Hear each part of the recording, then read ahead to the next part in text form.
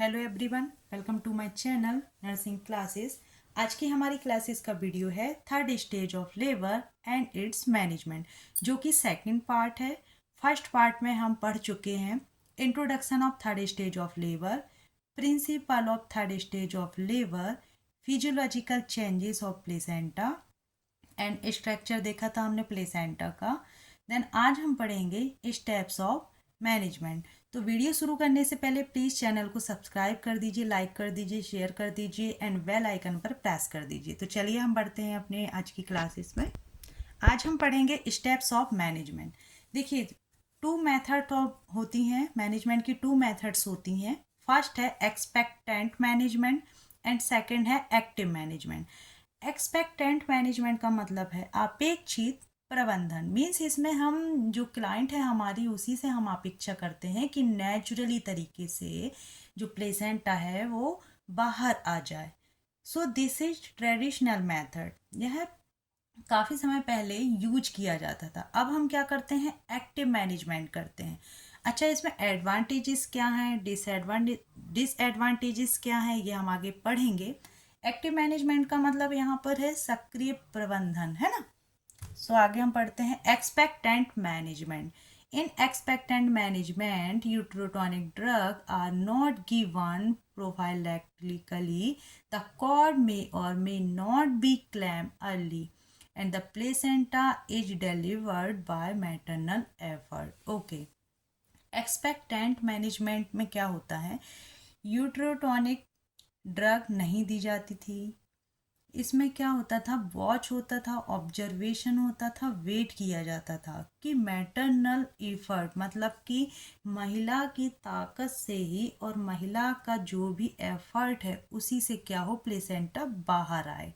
Then physiological और expectant management, the third stage of labour can take 20 to 30 minutes and sometimes longer if no intervention is used. Okay. Expectant management को ही हम क्या बोल रहे हैं यहाँ पे, फिजियोलॉजिकल मैनेजमेंट। फिजियोलॉजिकल मैनेजमेंट में क्या होता था कि इसमें टाइम ड्यूरेशन ज़्यादा हो जाता था, जैसे 20 to 30 मिनट। एंड यदि हमने किसी भी तरह का कोई इंटरवेंशन नहीं किया तो यह टाइमिंग क्या है, और बढ़ जाती थी, है ना। अब एक्सपेक्टेंट मैनेजमेंट यदि हम कर रहे हैं तो उसका क्या होगा, कुछ एडवांटेजेस भी होंगे, कुछ डिसएडवांटेजेस भी होंगे। सो एडवांटेजेस में है does not interfere with normal labour process. Okay, अगर हम इंटरफेयर नहीं करते थे और इसका क्या होता था, नॉर्मल प्रोसेस होती थी किसकी, प्लेसेंटा आउट की। And does not required special drug and supply. इसमें क्या होती थी, किसी भी तरह की ड्रग की स्पेशल ज़रूरत नहीं पड़ती थी। और जब ज़रूरत नहीं पड़ती थी तो हम क्या करते थे, स्टोर करके भी या सप्लाई की भी ज़रूरत नहीं पड़ती थी। देन डिसएडवांटेजेस क्या हैं इसके, increase length of third stage. Time duration इसमें क्या होता था, बढ़ जाता था। और जब टाइम ड्यूरेशन बढ़ेगा तो क्या होगा, रिस्क भी बढ़ेगा। किस चीज़ का, पोस्टपार्टम हिमरेज का रिस्क बढ़ जाएगा, इन्फेक्शन का रिस्क बढ़ जाएगा, है ना। सो ये है एडवांटेजेस और डिसएडवांटेजेस। देन हम नेक्स्ट मैनेजमेंट देखते हैं अपना एक्टिव मैनेजमेंट, जो अभी हर जगह यूज किया जाता है। Active management of third stage of labour involves giving a prophylactic uterotonic drug, early cord clamping and control contraction to deliver the placenta. Okay, इसमें क्या करते थे, प्रोफाइलैक्टिक ड्रग का यूज करते हैं, कंट्रोल कॉन्ट्रैक्शन जो मेथड है उसका यूज करते हैं। देन क्या करते हैं, डिलीवर्ड ऑफ प्लेसेंटा, इस मेथड से हम क्या करते हैं, प्लेसेंटा की डिलीवरी कराते हैं। प्रोफाइलैक्टिक यूट्रोट्रॉनिक ड्रग, उसका मतलब क्या है, drug can be use to reduce blood loss and PPH. PPH का मतलब पोस्टपार्टम हेमरेज। यूट्रोटॉनिक ड्रग जो हैं वो होती हैं जैसे मीजोप्रोस्टॉल, ऑक्सीटोसिन, अर्गोमेट्रिन, ये कुछ ड्रग हैं जिनको हम बोलते हैं यूट्रोटॉनिक ड्रग। नेक्स्ट है AMTSL, मतलब एक्टिव मैनेजमेंट तो है पर किस चीज़ का? Active management of third stage of labour is a recommended series of steps including the provision of uterotonic drug immediately upon fetal delivery, control contraction and massage of the uterine fundus as developed by the World Health Organization. देखिए यह क्या है, series of steps हैं जिसमें क्या क्या include होता है। यूट्रोटॉनिक ड्रग का यूज होता है जैसे ही फीटल की डिलीवरी हो जाती है। देन उसके बाद क्या होता है, कंट्रोल कॉर्ड ट्रैक्शन होता है जिसकी मीनिंग है नियंत्रित गर्भनाल, है ना। नियंत्रित मतलब कि गर्भनाल को क्या करते हैं, नियंत्रण करके रखते हैं, और उसमें कंट्रोल ट्रैक्शन लगाते हैं जिसमें आसानी से प्लेसेंटा बाहर आ सके। देन जैसे ही प्लेसेंटा बाहर आता है उसके बाद हम क्या करते हैं, मसाज करते हैं किसकी, एब्डोमेन की, यूट्राइन फंडस की। और यह गाइडलाइन WHO के द्वारा दी गई है जिसको हम हर जगह हर सेंटर में जहाँ डिलीवरी पॉइंट है वहाँ पे हम क्या करते हैं, यूज करते हैं। Then component of active management of third stage of labour. Okay, component देखते हैं। कंपोनेंट इसमें है early cord clamping 1 to 3 minute. हमको अर्ली कॉर्ड क्लैंपिंग करना है जिसका टाइमिंग है 1 to 3 मिनट। यूट्रोटॉनिक ड्रग का यूज करना है, कंट्रोल कॉन्ट्रैक्शन का यूज करना है, और क्या करना है, reduce risk of maternal blood loss. जितनी जल्दी प्लेसेंटा बाहर आएगा उतनी जल्दी क्या होगी, ब्लीडिंग कंट्रोल हो जाएगी। क्योंकि हमने इसके पहले पढ़ा है फिजियोलॉजिकल ऑफ प्लेसेंटा में कि कंट्रोल ब्लीडिंग कैसे होगी, जैसे ही प्लेसेंटा बाहर आएगा वैसे ही क्या होंगी, यूट्राइन कैविटी, यूट्रस की जो मसल्स हैं वो क्या होंगी, कॉन्ट्रैक्ट होंगी, और उनके बीच से जाने वाली जो ब्लड वेसल्स हैं उन पर वो क्या करेंगी, प्रेशर डालेंगी, उनको क्या करेंगी, दबाव देंगी। जो मसल्स है वो उन पर क्या करेंगी, दबाव देंगी, जिससे क्या होगी, ब्लीडिंग कंट्रोल हो जाएगी। सो अगर टाइम ड्यूरेशन कम रहेगा तो ब्लीडिंग कम, ब्लड क्या होगा, कम लॉस होगा ब्लड का। ज़्यादा टाइम ड्यूरेशन क्या होगा तो क्या होगा, PPH का भी रिस्क रहेगा। देन एडमिनिस्टर अ यूट्रोटॉनिक ड्रग। ओके, यूट्रोटॉनिक ड्रग देना है कब, 1 मिनट के अंदर। लेकिन यूट्रोटॉनिक ड्रग देने से पहले रूल आउट करना है, हमको चेक करना है कि कहीं अनादर बेबी तो नहीं है। कभी कभी क्या है, ट्विंस होते हैं। तो यूट्रोटॉनिक ड्रग कितना देना है, 10 यूनिट देना है, IM देना है। Then give 600 UG of misoprostol by mouth within 1 minute after the baby's birth.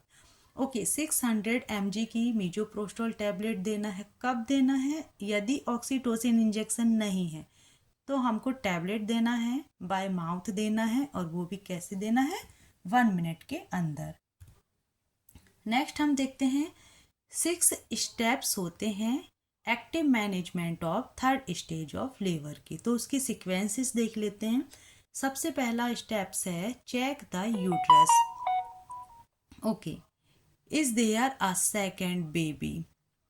Immediate after the birth of the baby, check for the presence of a second baby by palpating the uterus through the mother's abdomen. Okay, check करना है हमको mother का abdomen. कैसे check करेंगे, palpation से।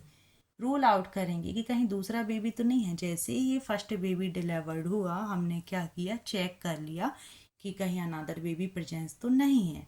Then next steps है administer अ यूट्रोटॉनिक drug. Okay, और वो क्यों दे रहे हैं हम, जिसमें कि यूट्रस का कॉन्ट्रैक्शन बना रहे, जिसमें क्या हो, आसानी से प्लेसेंटा एक्सपेल आउट हो सके।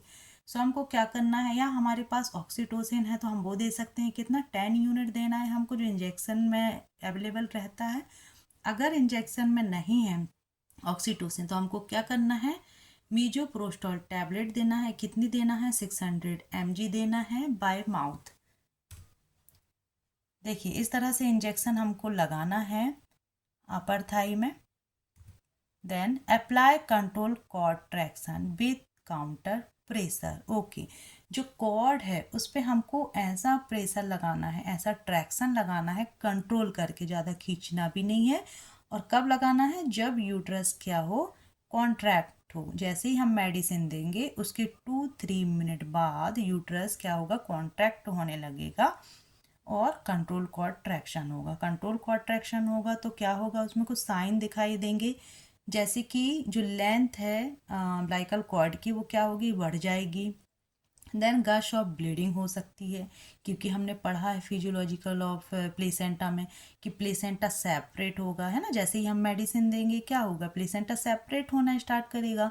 प्लेसेंटा सेपरेट होगा दो तरह से होगा, या तो मार्जिन होगा या तो सेंट्रली होगा। यदि मार्जिन होगा तो ब्लीडिंग देखने मिलेगी, सेंट्रली होगा तो ब्लीडिंग देखने नहीं मिलेगी। और क्या होगा, डिसेंट होगा। डिसेंट होगा तो अम्बिलिकल कॉर्ड की जो लेंथ है वो क्या होगी, बढ़ेगी, है ना। तो ये सारी चीज़ें हमको क्या करना है, वॉच करना है, ऑब्जर्वेशन करना है। So when the uterus is well contracted and feel hard, यदि जब वेल कॉन्ट्रैक्ट रहेगा, हार्ड हमको फील होगा, कब, जब हम ऑक्सीटोसिन ड्रग दे देंगे उसके 2 से 3 मिनट बाद। उसके बाद हम क्या करेंगे, जैसे ही लेंथनिंग बढ़ेगी अम्बिलिकल कॉर्ड की, हम control contraction with counter pressure देंगे और उसकी हेल्प से क्या करेंगे, एक्सपेल द प्लेसेंटा, प्लेसेंटर को बाहर निकालेंगे।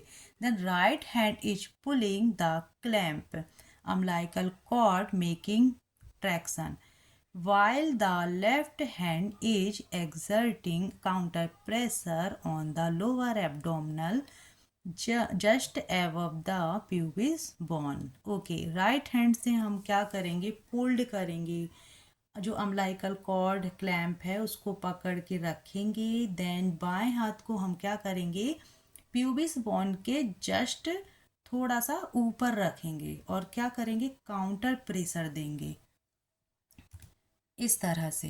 देखिए इस डायग्राम में देख रहे हैं हम, राइट हैंड से हम क्या कर रहे हैं, कंट्रोल कर रहे हैं कॉर्ड को। देन लेफ्ट हैंड को हम अपोजिट साइड में ऊपर की तरफ थोड़ा सा प्रेस करेंगे।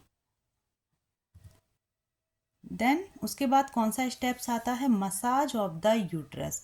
Right after the placenta is delivered, rubbing the uterus is a good way to contract it and stop the bleeding. Many women needed their uterus rubbed to help it to contract.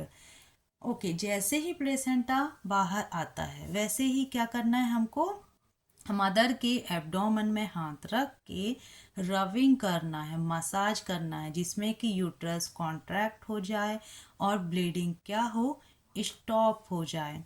Then कई women में ज़रूरत पड़ती है रविंग की। Then आप देखते होंगे जब डिलीवरी कराते हैं तो मल्टी पैरा वुमेन होती हैं, उनका जो एब्डोमेन है, यूट्रस है, वो क्या होता है, बॉल लाइक स्ट्रक्चर जल्दी हो जाता है। बट यदि प्राइमी पैरा है तो उसको क्या करना पड़ता है, थोड़ा सा मसाज करना पड़ता है। Then rub the uterus immediately after the birth every 15 minute for 2 hours, then every 30 minutes. Show the woman how to rub her on uterus or a relative may help.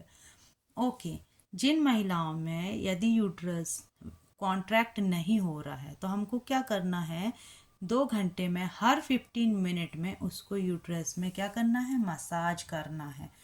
2 घंटे के बाद क्या करना है, हर आधे आधे घंटे में उसको यूट्रस की मसाज करना है। और हमारे पास यदि हम ज़्यादा बिजी हैं, नहीं ऑब्जर्वेशन कर पा रहे हैं, तो 2 घंटे के बाद जो आधे आधे घंटे में मसाज होनी है वो हम क्या कर सकते हैं, उनके रिलेटिव की हेल्प ले सकते हैं। देखिए इस डायग्राम में दिखाया है मसाज का। Then examining for cut, tear and bleeding. Okay, अब प्लेसेंटा आउट हो गया है, हमने मसाज भी कर दी अपनी क्लाइंट की। अब हमको क्या करना है, चेकअप करना है कि कहीं कट तो नहीं लग गया है ना। Then a deep tear in the vagina can lead to postpartum. Okay, यदि डीप टीयर रहेगा तो रिस्क रहेगा पोस्टपार्टम का। Gently separate the labia and inspect the lower vagina and perineum for laceration that may need to be repaired to prevent further blood। Okay, gently separate, लेबिया को separate करके हमको inspect करना है, अंदर देखना है कि कहीं वेजाइना में लैसिरेशन तो नहीं है। और यदि है तो हमको क्या करना है, रिपेयर करना है, जिसमें कि ब्लड लॉस कम हो सके और हम ब्लीडिंग को प्रिवेंट कर सकें। Gently clean the vulva and perineum with boiled warm water और a weak antiseptic solution. Okay, जब हम रिपेयर कर देंगे तो उसके बाद हमको क्या करना है, वार्म वाटर से या कूल्ड वाटर से उसको क्या करना है, क्लीन करना है विथ थोड़ा सा एंटीसेप्टिक सॉल्यूशन लेकर।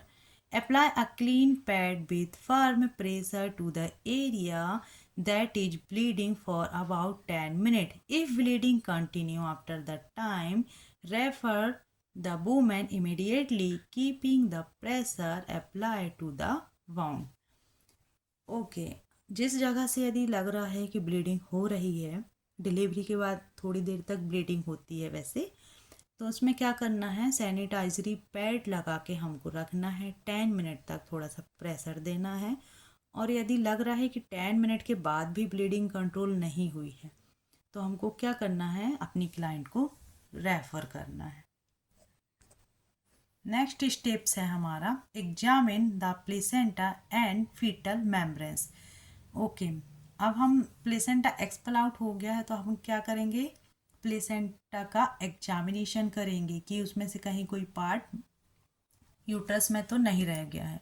सो स्टेप्स क्या है, फर्स्ट स्टेप्स है, hold the placenta in the palm with the maternal side facing upward.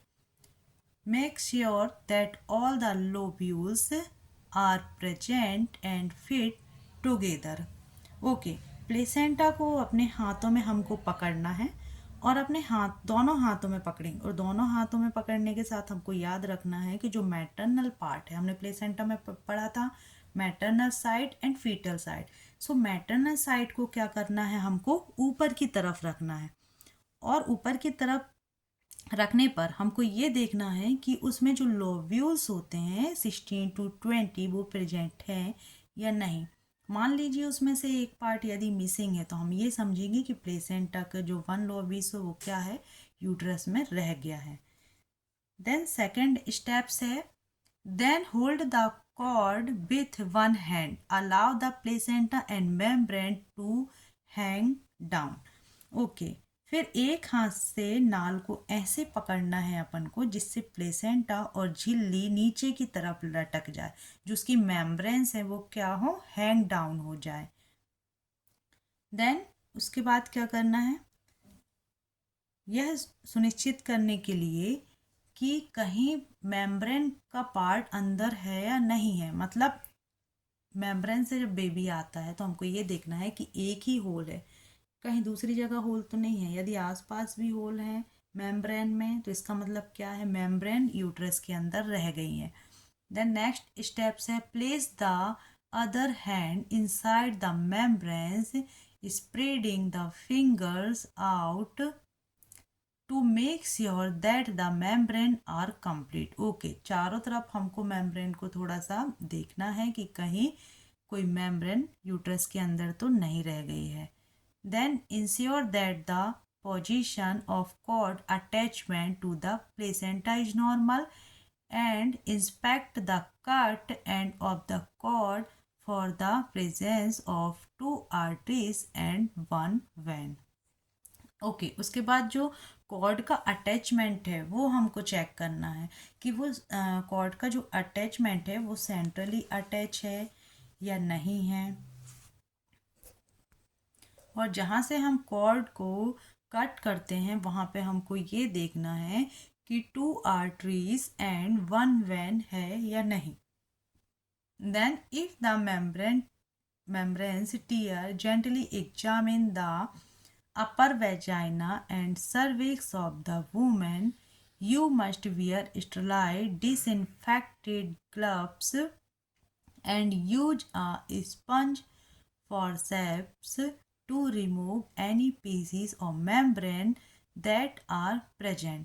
यदि ऐसा लगता है कि मेम्ब्रेन में टीयर है या मेम्ब्रेन वुमेन की सर्विक्स में रह गई है तो क्या करना है, ग्लव्स पहनना है, स्टरलाइज ग्लव्स पहनना है। उसके बाद स्पंज फॉरसेप्स जो इंस्ट्रूमेंट होता है उससे क्या करना है, जो बचे हुए पीसेस हैं कहाँ पर, मदर के सर्विक्स में, उनको क्या करना है, निकालना है।